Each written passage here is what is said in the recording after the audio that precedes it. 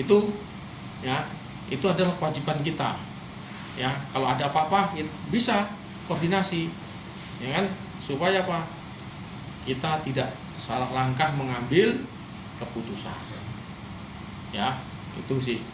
Ya, jadi saya harapkan dipahamin ya teori-teori ini, karena apa? Ya tadi saya sampaikan bahwa ini semua teori yang ada di sini, training ini sudah anggota laksanakan setiap hari, bahkan ngelotok di luar kepala juga. Ya, betul nggak? Ya. Ya, kita ini ya namanya program harus dijalankan. Ya. Ya. Nah, ini ya selanjutnya ya ini lanjut ya. Nah, ini fungsi anggota ya kan, mencegah kejahatan, pengendalian keamanan, penyelamatan dan edukasi ya, memberikan layanan keamanan ya, pemberian edukasi keamanan ya. Itu ini yang harus kita milikin semua ya, baik anggota termasuk saya harus bisa memiliki ini. Minimal kita paham ya, kita baca, oh iya ternyata yang saya lakukan kemarin ada saja itu ya kan. Fungsi utama anggota Satpam adalah untuk mencegah terjadinya kejahatan di area yang dijaga melalui deteksi dini, pengawasan dan patroli kan gitu kan ya. Mencegah kejahatannya apa ya, gitu, pelaksanaan patroli yang kita tadi sudah kita singgung. Jadi harus ya, itu pencegahan ya, supaya tidak terjadi ya sesuatu pencurian, gangguan keamanan ya. Itulah salah satunya kita kewajibannya patroli. Apabila kita sering patroli, orang mau berbuat jahat akan berpikir gerak majunya dia akan ya terjepit di situ. Oh iya, begitu mau ke sini ternyata oh ada patroli lagi ya kan, lari ke sana ada lagi patroli sana, kan akan berpikir dia. Nah, itulah tujuannya patroli, bukan apa patroli ya. Makanya kita sering kita sampaikan bahwa patroli itu wajib ya, patroli itu wajib karena adalah tugas tanggung jawab kita ya, menjaga aset yang ada di area project ini ya. Itu terus mengendalikan keamanan, mengendalikan situasi keamanan agar tetap kondusif dengan cara menjaga ketertiban dan melakukan pengawasan terhadap segala bentuk kegiatan ya. Ya, kita bisa mengendalikan situasi keamanan agar tetap kondusif ya. Ini tadi kalau tidak ada permasalahan berarti kan kondusif ya, supaya area kerja kita tadi ya, jadi kembali ke depan tadi ya, supaya proyek kita ini kondusif, aman ya. Bagaimana caranya? Ini ya, memberikan ya sesuatu, kita di area kerja harus kondusif ya. Itu apa, penjagaan keamanan ya, ketertiban, itu udah garis besarnya itu harus kita terapkan di situ supaya orang nyaman ya, terus bisa kondusif dalam melaksanakan kegiatannya. Terus lanjut, penyelamatan dan evakuasi, membantu proses penyelamatan dan evakuasi saat terjadi keadaan darurat seperti kebakaran atau bencana lain. Tadi sudah kita singgung ya. Jadi kita selalu ya, bukan hanya tugas keamanan saja kita ya, bukan kita hanya di pos saja, tapi apabila ada sesuatu kebakaran ya, ada insiden ya, kita wajib ya membantu ya, evakuasian untuk jalannya saja. Kalau prosesnya adalah ada timnya apa? IRT timnya. Kalau di sini ya, kita hanya memberi kelancaran dalam evakuasi supaya lancar, tidak ada gangguan ya. Itu jadi keberadaan kita di sini ya, bisa bermanfaat kepada orang lain. Kan gitu ya. Percuma loh kita ada di sini tidak bermanfaat. Nah, kita berpikirnya harus keadaan kita berada di sini itu adalah bermanfaat pada orang lain. Itu garis besarnya. Ya, lanjut ke pemberian edukasi keamanan. Anggota Satpam juga dapat berfungsi sebagai edukator yang memberikan arahan tentang prosedur keamanan kepada pihak yang terlibat atau pengunjung. Jelas. Jadi kita sebagai anggota Satpam juga harus berfungsi sebagai edukator, memberikan arahan. Arahannya apa? Ya, arahannya berarti kalau orang pengunjung ke sini, karyawan yang baru masuk sudah anggota, laksanakan itu. Ya. Larangan-larangan itu. Ya. Pak, kalau masuk sini Bapak harus pakai APD. Bapak masuk di sini harus induksi dulu. Itu harus ngasih arahan seperti itu. Ya kan? Nah, Bapak kalau masuk ke di sini tidak boleh jalan kaki. Itu larangannya. Yaitu himbau-himbauannya. Itu semua di sini. Ya. Itu tugas-tugas kita. Ya, ternyata ada di sini gitu. Ya. Jadi selalu berfungsi, ya kan, memberikan arahan tentang prosedur keamanan ya kepada pihak yang terlibat atau pengunjung ya karyawan, ya kan gitu. Kalau di wisata itu ya berarti kan pengunjung tempat-tempat yang wisata itu, tapi kalau kita di project ya berarti karyawan, supaya karyawan datang itu nyaman ya, kita sambut dengan baik, ya kan. Begitu dari luar mau masuk ya sudah mengeluarkan surat panggilan induksi sudah kan gitu nih ya. Terus habis itu sudah lengkap semuanya kan otomatis dikasih akses. Walaupun sudah lengkap otomatis ya kita juga ngasih ya arahan. Nah, arahannya apa ya, di sini ya aturan seperti itu. Kita satu harus masukin area project ini harus induksi, ya kan. Nah, keluar masuk harus membawa ID. Nah, itulah supaya kedepannya apa, kalau karyawan masuk itu apa keluar dia sudah tahu bahwa kita awalnya sudah dikasih tahu gitu ya. Itu ya nanti tinggal berapa ini nanti sedikit lagi ya.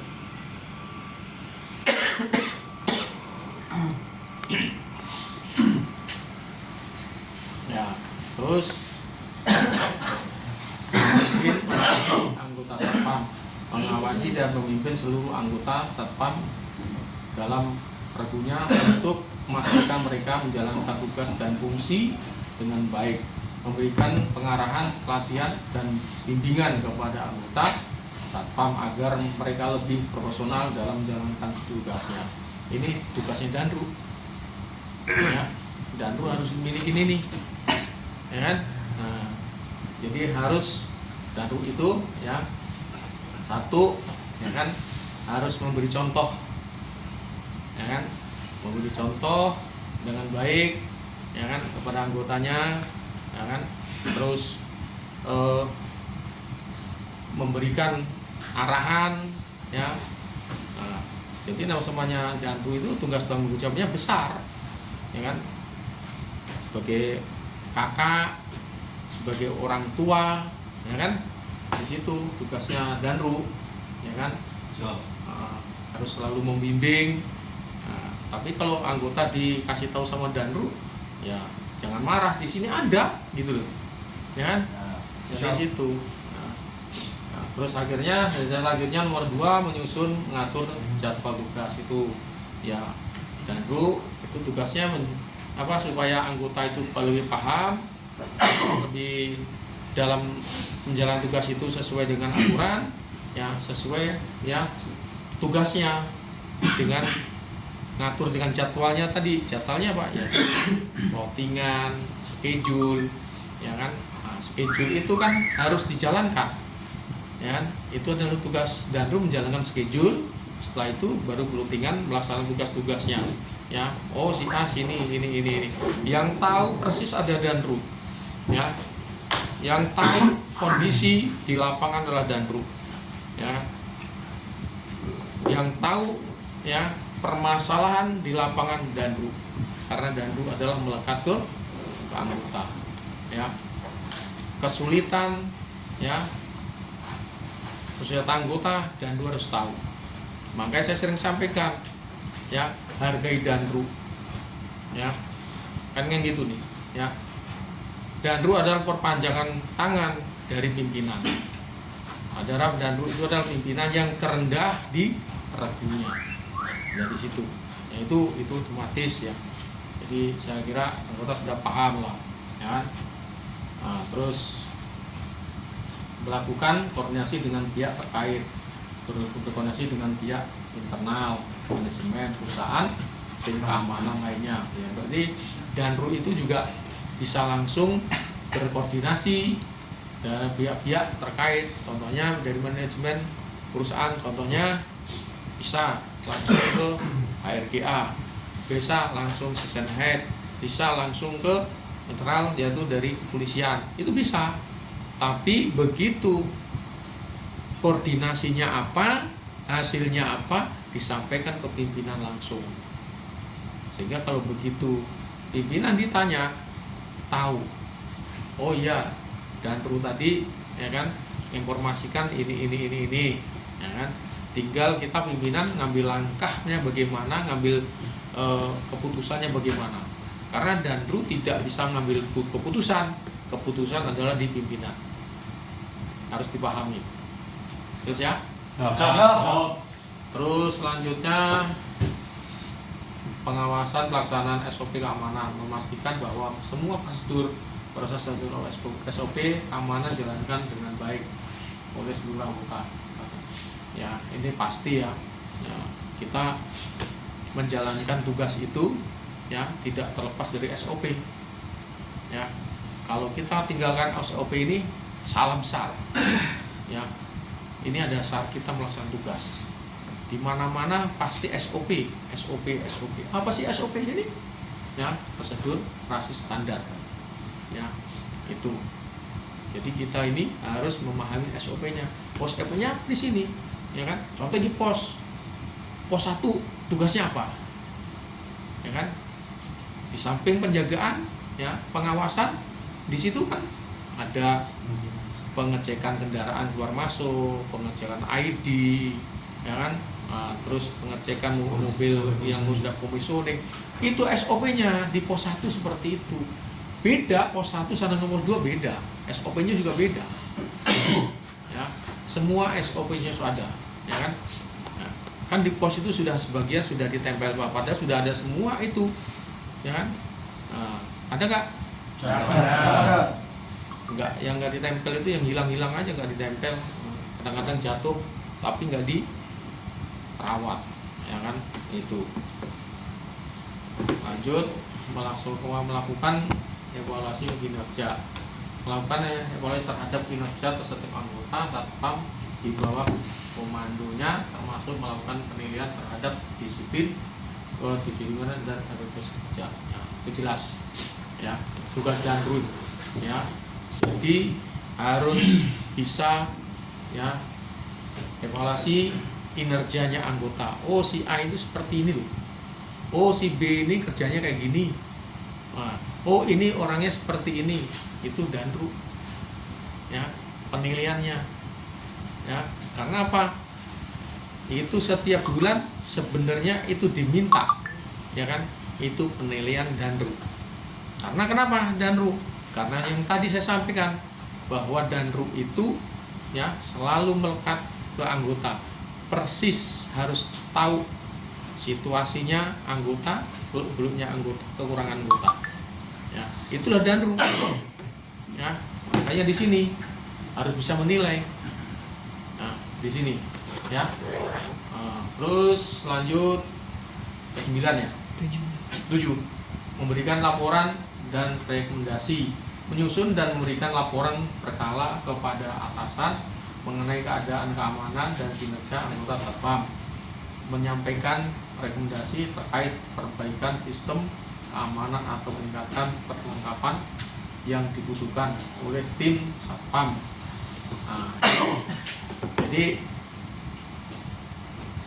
tadi di atas ya bisa evaluasi terhadap kerja setiap anggota, yang ke bawahnya lagi ya harus bisa menyusun laporan berkala ya mengenai keadaan keamanan ya, karena itu Danru menyusun laporan ya. Setiap hari juga Danru sudah melakukan itu ya, melakukan laporan itu, menyusun itu sudah setiap hari, yang bilang 6 jam sekali, ada 2 jam sekali, nah itu ada. Danru ada, dan dari situ itulah salah satunya ini ya kan. Nah ini jadi menyusun laporan ya kan itu. Terus selanjutnya melaksanakan tindakan keamanan, mengambil keputusan dan tindakan pengamanan jika terjadi keadaan darurat seperti kebakaran, perampokan, bencana alam atau ancaman lainnya, memastikan proses evakuasi berjalan dengan lancar dan baik apabila terlibat ya. Itu seorang Danru harus bisa mengambil keputusan tepat tapi urgent ya. Karena apa? Kalau Danru begitu ada informasi dari anggota langsung ke pimpinan pasti akan lama ya masih lama. Tapi ya kan Danru bisa mengambil keputusan kalau urgent seperti ini karena tindakan cepat ya, tindakannya cepat darurat, tapi harus tadi sampaikan harus hasilnya dilaporkan ke pimpinan ya. Itu snacknya dibagi, minumnya dibagi. Kalau nggak nanti kalau nggak ditarik siapa makan ya.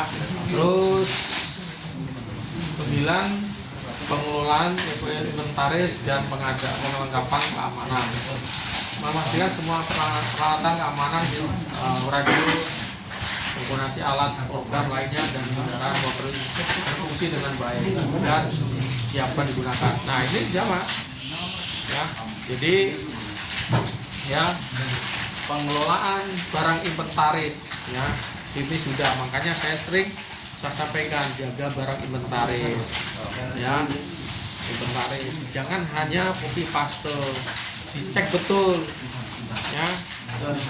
Sedangkan penggaris saja patah, di situ masih tulisan baik kan begitu nih ya kan. Kalau memang kondisi kurang baik ya kurang baik gitu loh. Sedangkan ini HT ya kan, terus terang aja ini ya, mumpung kumpul ya, HT ini ya ini masih kurang satu ya, masih kurang satu. HT siapa? HT-nya peci ya.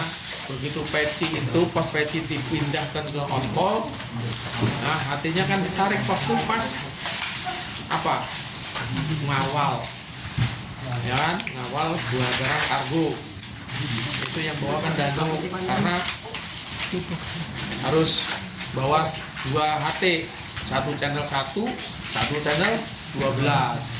Itu Danru waktu itu. Makanya waktu itu saya perintahkan nanti udah selesai kasihkan ke PLB. Nah, di situ, tapi pelaksanaannya tidak dilaksanakan. Akhirnya apa sampai sekarang? Tidak tahu di mana, peribalnya di mana. Ya, itu. Ya, itu. Terus itu semuanya itu. Ya. Jadi kalau seandainya ada yang melihat, ada terbawa, ya kan, tolong dikembalikan lagi. Siapa tahu terbawa di tas, kita nggak tahu lah ya. Namanya itu barang bisa ke tas, begitu pas ujung-ujungnya begitu dimes, oh ternyata kok di tasku, ya kita nggak nuduh, tapi saya minta dikembalikan, nah, supaya digunakan yang lain.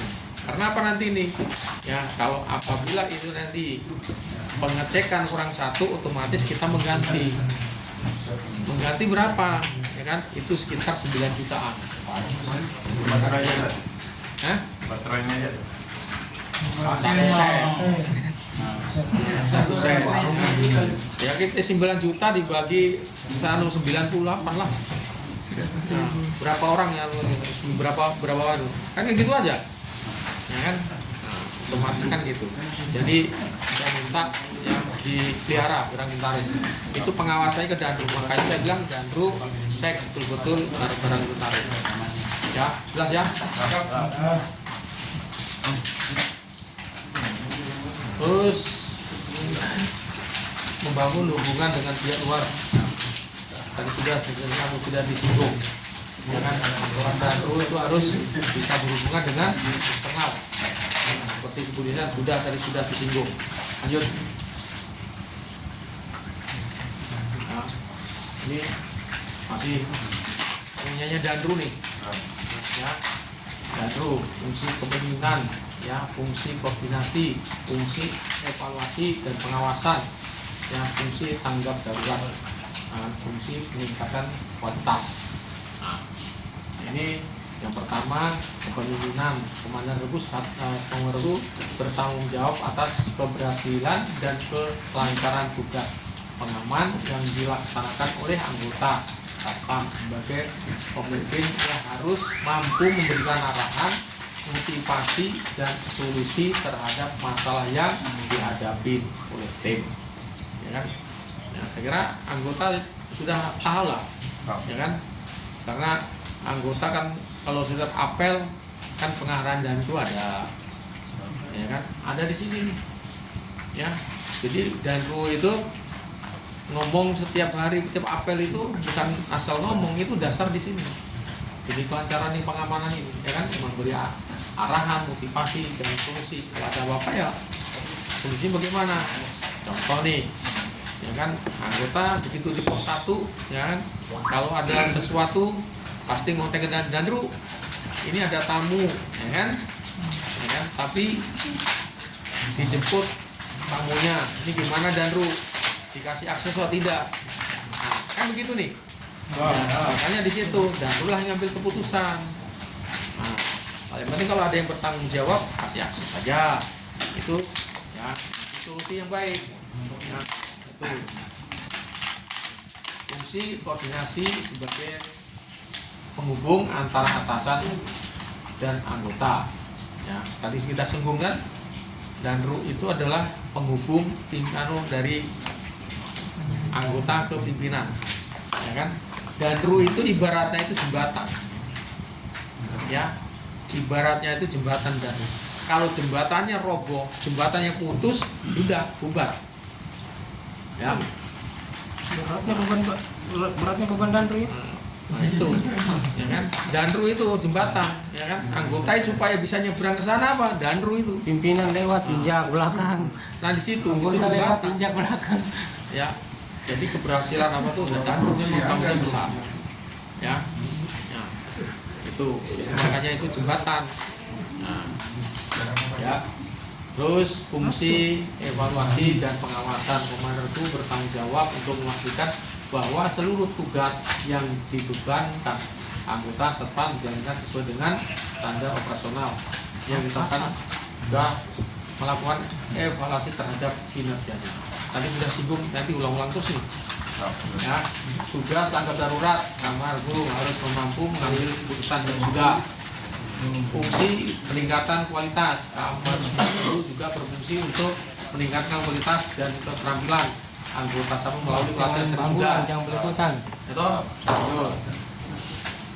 nah ini yang ditunggu. Ya, terima kasih Nan. Ya. Kulturnya apa sih?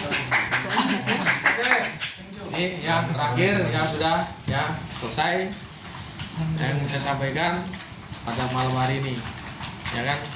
Mungkin yang saya sampaikan dari awal sampai akhir ada yang ditanyakan cukup Oke.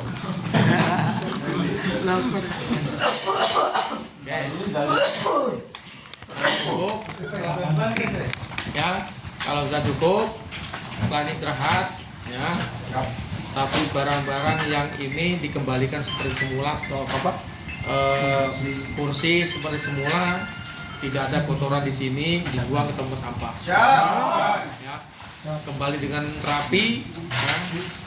Kita tinggalkan ruang ini karena ini besok untuk meeting jam 9. Ya. Nah, jadi harus kembali. Terima kasih atas perhatiannya. Ya, saya minta maaf yang mengganggu. Ya, jadi sama. Ya, kalau nggak ada pertanyaan, ya terima kasih. Assalamualaikum warahmatullahi wabarakatuh. Waalaikumsalam.